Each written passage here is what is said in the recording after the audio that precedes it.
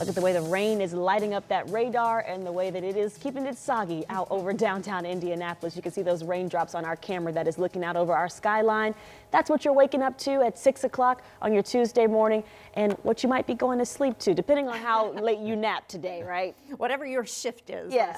Obviously, everybody's different, but we welcome you in here this morning on a Tuesday at 6 o'clock. At least we didn't get this rain yesterday on a Monday. It makes that a little bit difficult, but we'll get you through this morning. And if you are flying, we've been checking the airlines. Yeah. They're doing okay this morning. So after yesterday, there were so many delays. There were. So hopefully we're smooth sailing from here on out.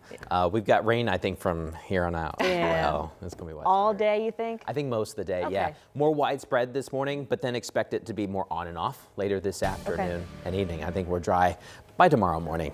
But it is going to be one of those days, a gray, cloudy, cool, wet, chilly day for us across central Indiana. Maybe if you're going to take a nap later this afternoon, best nap you've had in weeks. Right now here in Indianapolis, it is 41 degrees. It is a chilly start this morning. Thank goodness we're in the 40s though. If we were, 5 or 6 degrees cooler, we'd be talking about more snowflakes trying to mix in. But we're just warm enough it's just rain for us. And we're also just cool enough that we're not talking about too much severe weather. Now, there is a small chance for a few storms today, especially in southwestern Indiana, but don't be surprised if we get a few rumbles of thunder and some downpours tracking right here in central Indiana at times. But that storm system still sits off towards the west. Notice once the warm front comes through, there's some storm potential. You saw a brief severe thunderstorm warning there in the Ozarks, but this morning it's just rain for us. However, there are a couple more downpours starting to come in from the west, but let's do kind of a quick tour from north to south. North of Indianapolis, so Carmel to Fishers, Westfield, good morning, Kokomo, Logansport, Marion, and Muncie. Just some light rain on and off. Farther to the south, we've got some consistent rain coming right into downtown Indianapolis from Speedway to Avon. Then it moves east to Lawrence and Greenfield. And then farther south, Greenwood to Bargersville, we've got some steadier rain, some decent rain over Brown County, but more downpours are tracking in from Brazil and Greencastle. These are going to be riding up I-70 and US 40 towards Monrovia and Mooresville and eventually towards the Indianapolis area, especially south suburbs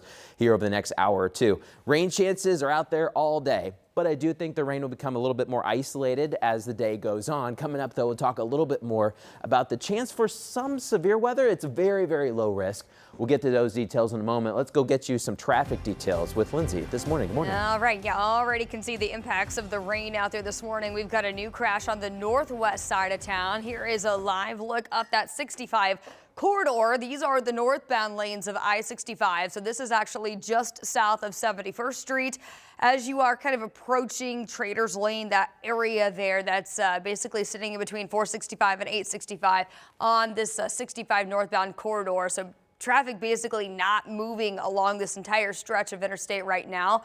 We've been watching the backup here kind of develop for us, and you can see we are in the red from the scene of that crash all the way basically back past these 465 ramps up here on the northeast side. So pretty significant delay already developing along that 65 northbound corridor as we are tracking about a 30-minute slowdown. I would avoid that area if possible. All right, Lindsay, thank you. New this morning, fire investigators are working to find out what led to this house fire on the near east side. Now, this is on Robeson Street near LaSalle in Michigan. You can see that the fire was out by the time our cameras arrived, but a lot of damage. We heard from IFD about 10 minutes ago. The fire, they say, this was a vacant home. So obviously no family had to get out of here, no reports of injuries. The investigation, of course, will just get underway into the cause. Well, after 2 weeks now, after a woman working for a cleaning crew was shot and killed outside of a Whitestown home, someone's been arrested and charged in her case. The Boone County prosecutor has announced Kurt Anderson is facing voluntary manslaughter charges in the death of Maria Florinda Rios Perez. Anna Chucker is in studio with the evidence that led to Anderson's arrest. Good morning. Good morning, ladies. The Boone County prosecutor says it took so long to file those charges because of all the information that was presented to him. But he says Anderson's actions do not fall under the state's stand your ground law. Court documents reveal Maria and her husband were given the wrong address by her cleaning company, but they thought they were at the right house. Anderson told police he woke up to them trying to use keys to open the door, and this scared him. That's when he went into his safe room, quickly grabbed his handgun, and told his wife to hide.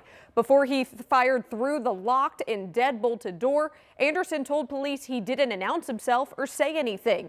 But afterwards, he said he heard a man crying, and that's when Anderson told his wife to call 911. It was only a little over a minute from the time Anderson heard Maria and her husband to firing through that door, and Maria's family attorney says this is a case they've never seen before. But the children and the family demand justice so that other families do not have to go through what we are going through. Anderson's attorney Guy Relford said in a social media post he believes the state got this wrong and that Anderson believes someone was breaking in and his actions are fully justified by the Castle Doctrine provision of the state's self-defense law. Now, we know this shooting has gotten a lot of attention, national attention, but especially for those Whitestown residents, the ones that live in their neighborhood, just trying to figure out all of this, especially now with this arrest. Yeah. So we'll share their reaction coming up and also what they're doing to help this family that's really just going through so much right now. All right, can't imagine the loss that they're feeling, especially with the national attention that they're getting. Thank you, Anna. Well, we've been following a story here online and on air since we first learned of this shooting, and we brought it to you on Breaking News on WTHR+. You can find our complete coverage, including an interview with the victim's husband, at WTHR.com. The man suspected of opening fire on his roommate and her boyfriend is due in court today. He's facing preliminary charges of murder and attempted murder. This unfolded Saturday inside a home, this one here on the near south side. Police say a woman's roommate, a 64-year-old man, came into the bedroom and started shooting, according to court records. The suspect told police he intended the shooting to be a murder-suicide, but he says his gun misfired. The roommate was shot but survived. Her boyfriend, though, 44-year-old Jason Griffin, died after arriving at the hospital with his son downstairs at the time of the shooting. Griffin's family says he was a caring man who was kind to everyone. Everybody loved him. I mean, you couldn't hate him. He would help anybody. This I can't accept. He did not deserve it. And his son don't deserve it. None of us deserve it. The suspect is being held in the Marion County Jail. The prosecutor has not yet filed formal charges.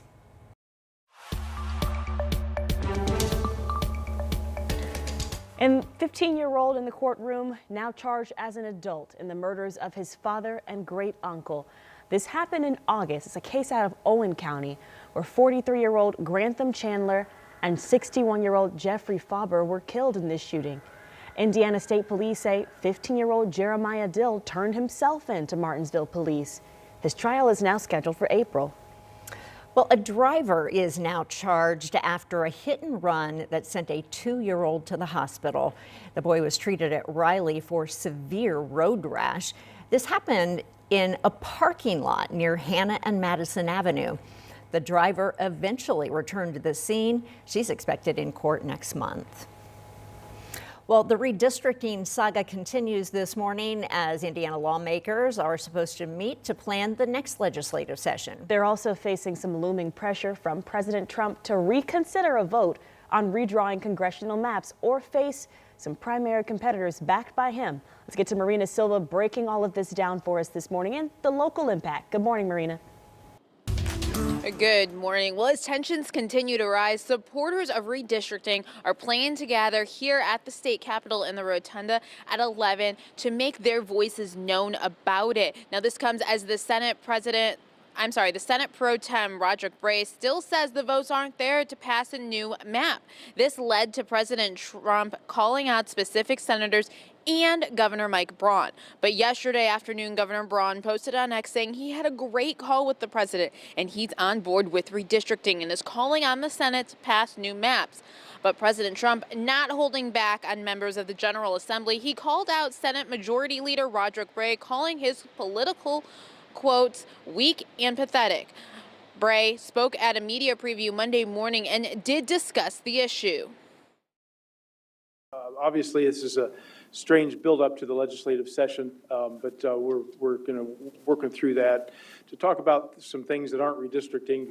We might get into that a little bit today, which is fine. After that, the topic didn't come up again. Senate Minority Leader Shelley Yoder discussed it, saying Hoosiers made their voices very loud and very clear. They do not want congressional maps redrawn. So again, today, Many people are planning to come. We've seen on social media that people are planning to come here to show their support for redistricting. This is at the same time that lawmakers are going to be here for what's known as Organization Day, where they plan for the next legislative session, which starts in January. Back to you, ladies. All right, got a lot of time until then, but we know this conversation is very much loud right now. Thank you, Marina. And our Dustin Grove and Emily Longnecker have been following this redistricting debate for months now. They also talked about this on the most recent episode of Crossroads Politics. If you haven't checked that out yet, it is streaming right now on WTHR+.